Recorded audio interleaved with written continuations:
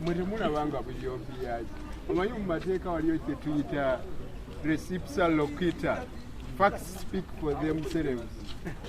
Omugole bw'abanyumye ne bootamuyimbirira nti onyumye abanyumye. Gwe tulaba nti akasango kaabwe kanafu nnyo. Kwagala kutuwa ttutumu lya bwereere. Obujulizi bwa lusuluuju. Ne bw'otabunyeenya buyiika mwe temukiraba. So ffe temulaba nti tubali bubi. Tubatudde ku lubuto tubayiribya. Katukomewo enkya tulabe. Mwe mulamuzi atuwadde enkya tukomewo. Twongere era basoya mpaka lwe tunaabaggusa. Temuli nsonga ya mugo ge mazima. Era tewali lwaki omuwagizi wa Honorable Kayonda alema okulya ekyennyanja kye. Tewali.